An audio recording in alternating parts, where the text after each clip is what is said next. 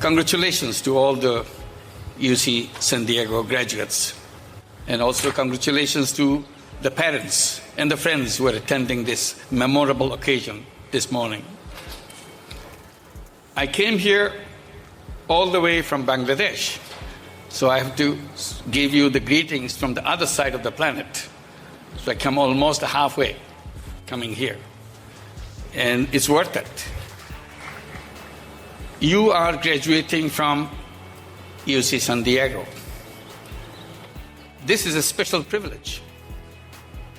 You remember how many young people in the world don't have a chance to go to school. How many of them can't make it to college? And those who get to college never make it to finish it. And you're privileged. Not only you went to college, you went to UC San Diego, one of the most dominant universities, top universities in the world. You just heard from the Chancellor. So this privilege that you have to remember, and you have to ask yourself what use you're going to make of it. That's the important thing. Preparing for life is one part, and using that preparation is another part. So that's the question I'll be raising with you, and probably you'll be raising with yourself, beginning today, to making sure you make good use of it. And my journey began in the campus of another university back in Bangladesh, in Chittagong University. And Bangladesh is full of problems, as you can imagine. And when I went back after finishing my PhD here, it was extreme kind of problems in the country. And I felt that I'm a lucky person that I'm from Bangladesh. I was born in Bangladesh. It has so many problems. If you lift a finger, you can touch hundreds of problems right around you. And that's exciting for a young person, to look at those problems and see what I can do about it. There are so many of them, I can do something about it. And I wonder, if I was born in a country where there's no problem, what would have happened to me? Every time I think about it, I feel I'll be bored to death. I wouldn't know what to do with myself. There's no problem. So this is how I reacted to it, and I didn't wait for any prepackaged solutions. I always tried to do in my own way. I look at a problem, I try to figure out the solution in my own way. I didn't wait for anybody else to help me. When I saw the problem in the village about the loan sharking, it's a kind of age-old problem everywhere in the region, everywhere in the world. But nobody seemed to do anything about it. And I see face to face in a village next door to the university campus. Suddenly occurred to me, I can do something about it. Why don't I lend money myself? If I lend money, people don't have to go to loan sharks. Then the problem is solved. What's the big deal? So I started lending money out of my own pocket. There's a very tiny amount of money needed. And I saw how eagerly they were coming to me to borrow that money so that they don't have to go to loan shark. And that was the beginning of something which I never dreamt of would happen. Creating something called microcredit. And started lending money, it expanded, created a bank out of it. It started in 1976. We converted it into a bank, formal bank, in 1983. And it became a nationwide bank. And the thing that we do became known as microcredit, microfinance. And every other country wanted to imitate that, follow that. Today in Bangladesh, the Grameen Bank, the bank that I created, has over 8.5 million borrowers, mostly women.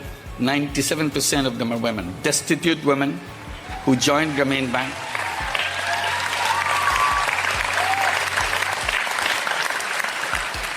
Not only they borrow money from Grameen Bank, they own the bank itself. They sit in the board of the bank, they decide the policies of the bank. So it's a very strange bank in that way. It's a bank owned by poor women. It's a bank which is run by poor women as a policymakers. And we have been, let me take it off. It's trying to blow away. It's a bank which is at the service of the poor women everywhere. The basic principle that we put right away, people should not come to bank. Bank should go to people. Still, wherever the microcredit programs are done, it's the same principle. They don't have to come to the program. The people go and serve them at their doorstep. So all these 8.5 million borrowers in all the villages of Bangladesh, which is 80,000 villages in Bangladesh, we meet them every week, serve them at their doorstep. And people think lending tiny little money is what is microcredit. That's not true. The whole microcredit is challenging the existing banking system. We are almost opposite of the conventional banking. People tell me, how did you decide the rules and policies of the bank? How do you design all those things, all the intricate details? I say it's very simple. Whenever we needed a policy and we needed a rule, we just look at the conventional bank, how they do it. Then we do the other way. We do the opposite. They go to the rich, we go to the poor. They go to men, we go to women. They go to the city center, we go to remote villages. Even today, after 40 years of our work, still there's not a single branch of Grameen Bank. Grameen Bank has 2,600 branches in the country of Bangladesh. Not a single branch is located in any city, any town, any township in the country. It's all in the village. So we reverse that. Conventional banks ask for collateral. We dismiss that thing. We said it's a wall which separates people, poor people, from the banking system. We just do business on the basis of trust. Since there is no collateral, there is no document, there is no legal document between the lender and the borrower. Since there is no legal document, there's no lawyer in our bank. It's the only bank in the world which is lawyer-free. You can walk in anytime and ask for a loan, provided you are a poor person. Only thing you have to substantiate very satisfactorily that you are extremely poor. Again, this is the reverse of the banking system. In the banking system, you have to explain how rich you are. And then they give you money. And their rule is, the more you have, the more you can get. So we reversed the entire banking system. Today, almost half the population of the entire world is deprived from the banking services. We wanted to fill that. So it's not impossible to do that. So the whole thing began because I tried to do something in a way I thought it will be a solution for the people to stay away from the loan sharks. Now that became a challenge to the entire banking system because most of the problem we created in the world is because of the banking system. Take the case of wealth concentration. All the wealth of the world is concentrated in few hands. 99% of the wealth of the world is owned by 1% of the population. If you reverse it, 99% of the population of the world own only 1% of the wealth of the world. That's not a good world. That's the challenge to you. How do you reverse it? That's what you have to think. Because this is not sustainable. Each day it's becoming worse. So if you keep on doing exactly the way we do it, tomorrow there'll be 99.5% of the world owned by less than 1% of the population of the world. And it will get worse day after tomorrow. So that's the challenge we have to take and make it the other way. And we continue to look for those solutions. We look at the problems that the poor people face, many problems, health problems, education problems, sanitation problems, you name it. Every time I see a problem in the village that I work in, I try to address that problem by creating a business. And I created a business after business because there are so many problems. So I keep on creating businesses to solve those problems. And people say, why are you doing that? Why? You must be making a lot of money by doing this business. I said, no, I don't make any money out of these businesses. Then why do you run businesses? Because then my answer is I enjoy it. So they can figure out how can one run business without making money for himself? And he says he enjoys it. I said, is there any law in the country that if you decide not to take profit from the company, you'll be punished for that? I said, there is no law. So I'm just taking advantage of it. I don't take the profit out of the company. The entire company is devoted to solving problems. Then I realized, again, I'm challenging something else, the whole concept of business itself. There's only one concept of business in the whole world, business to make money, personal money. Then I said, no, I don't want to make personal money, I want to solve problems. And I started calling these kind of businesses as social businesses. And defined it by saying it's a non-dividend company to solve human problems. And I continued to create those things. And gradually it became very noticeable. Some big companies wanted to do business with us. We agreed to do that. Among the many things that I created as a social business, I'll just give one example out of many in Bangladesh. Bangladesh doesn't have much of electricity. Villages don't have electricity, they have they have just lamps, kerosene lamps. And 22 years back, I thought, why don't we bring solar energy in the Bangladesh? I have no idea about solar energy, all I read in the newspaper, that's all. So I talked to people who knows about solar energy. They said, no, it doesn't fit good in Bangladesh. It's good for Europe, it's good for North America, but not for Bangladesh. I said, why not? So I figured that out. I said, I can make it happen. I created a business, created a company called Grameen Shakti or Grameen Energy. And it started selling solar home system in the villages.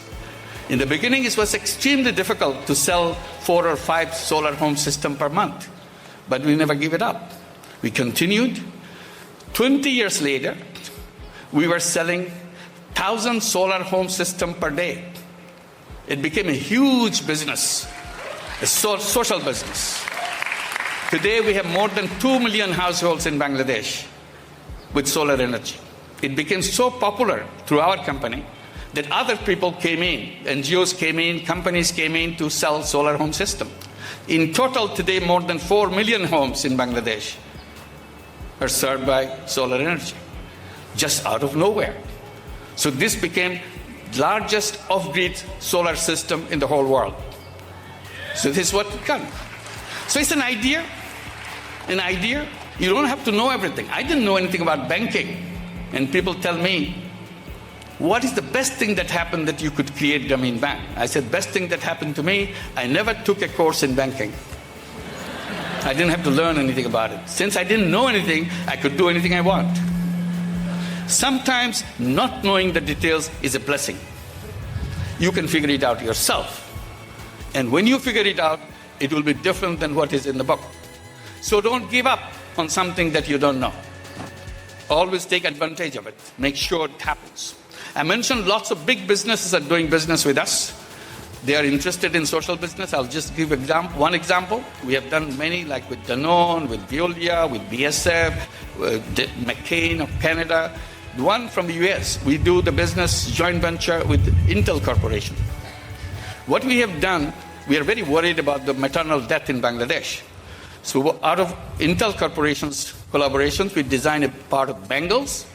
The bangle which will give you 2 things. One, give you the signals or alarm when the air quality in the home, in the house that you're working, goes above a certain level, because fume hurts the pregnant women and their baby. So we wanted to check, because one of the cause of death in Bangladesh, major cause of death in Bangladesh, is the air quality inside the kitchen. So we want to address that. So this bangle, this beautiful piece of ornament, if you look at it, nobody will suspect that you're wearing very high-tech ornament in your hand. That gives you an alarm bell as soon as the quality of the air goes above a certain level. And it gives you a voice message. You get out of the house, open all the windows and doors until you have a better air quality, and you come back. Then also it gives voice messages. This is the 5th month of your pregnancy. These are the symptoms that you will feel. If you feel that way, it's okay. This is normal. Don't worry about it. If you have symptoms like this, press this button, we'll get in touch with you. So this is a communication.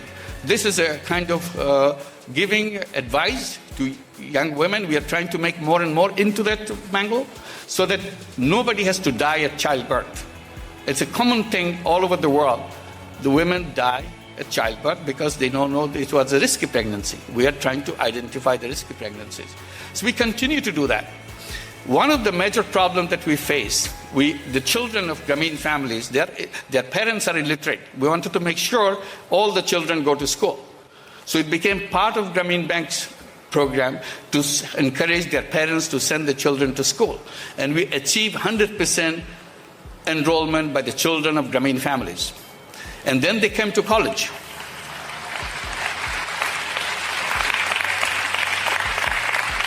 We gave them education loans so that they can go to the college, so they don't have to worry about money.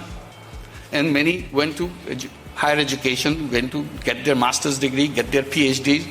Grameen Bank provided the support. Then it created a problem.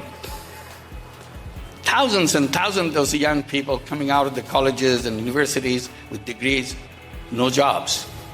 They keep complaining. Why did we have education? There's no job. In the beginning, I didn't know how to respond to that. Then I figured out what to say. Then I challenged them. I said, who asked you to have a job? They couldn't answer that question. Did your book tell you that you have to have a job? Did your teacher tell you to have a job? And I tell them, always remember, job is a wrong idea. Don't ever look for a job. Always tell yourself that I'm a job creator. I'm not a job seeker, I'm a job creator. So be a job creator. This is a fundamental thing that remained with me. I believe that all human beings are born as entrepreneurs. And we are told, go the wrong direction. Look for jobs. I said, human beings are packed with unlimited creative capacity. And if you take a job, that's, in most of the cases, that's the end of your creativity. Even if you are allowed some part of your creativity to be used in your job, mostly in selling some insignificant product, insignificant things, that's about the creativity you can use. Otherwise, it's a repetitive process. A human being who is full of energy, full of creative capacity, taking a job, sacrificing the totality of this creativity, and rest of the life in kind of stay in a little corner of the creative life. So I said, don't ever dream of that. Be a creative person, become an entrepreneur. So in order to make it happen, so what we did, we created a social business fund and asked every young person, come with a business idea. And once you come up with a business idea, we invest in your business. We become your partner. We invest all the money that you need. And it's a joint venture between you and us. Make it successful, return the money we gave you. We are a social business. We are not interested in your profit. We are a problem-solving business. So we solve your problem. We put you on the orbit. You go wherever you want to go. And they love it. Initially, we started with hundreds. Now we have thousands of them coming with business ideas. And hopefully there will be multiples of thousands very soon, and every month. Everybody turns themselves into entrepreneurs. People say, even they were arguing that, oh, some of us may not be entrepreneurs. I said, look, that's not true. Look at your mother. Your mother is a Grameen Bank borrower. She started with a tiny loan, $30, $20. And she turned herself into an entrepreneur. If millions of these women, illiterate women, can become entrepreneurs, what good is your education if you're looking for jobs and then sit idle, say I am unemployed? No human being should remain unemployed. So one of the things, unemployment is totally artificial concept, created by our wrong thinking. When we came to this planet, we are not sitting around in the caves saying that we are unemployed. We are not sending job applications from cave number 5 to cave number 10. Do you have a job? We are natural entrepreneurs. We are go-getters. We are problem solvers. Our education system made us forget that. made us into tiny little job seekers. So unless we come out of this, discover ourselves, that's the chance you got. Discover yourself. Be somebody that you want to be. And find out who you are, what you want to do, what's the purpose of your life. Without defining your purpose of life, everything will become immaterial. It doesn't have any direction. So what I do, I put my purpose of life or my destination of life in 3 zeros. Zero number 1, zero poverty in the world. This is what I work for every day. So that we can create a world, there's not a single person anywhere in the world will remain a poor person.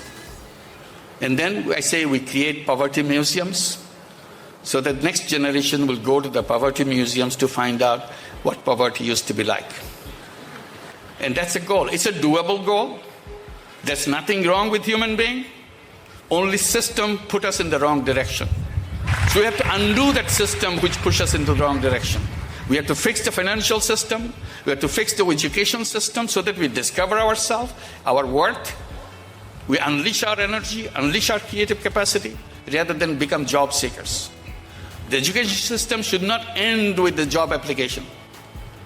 Education system will end with the grand ideas about creating a new world. Zero number 2, for me, zero unemployment in the world. Again, I say there is no reason why anybody anywhere in the world should be unemployed. Why anybody in the world should be on welfare.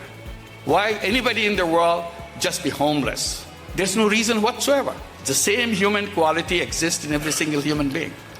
Third zero is zero net carbon emission. We have to do it. We can do it. Finally, the non-believers are coming to become believers. We had a signed agreement in Paris, and we make sure we make it happen very fast. It can be done.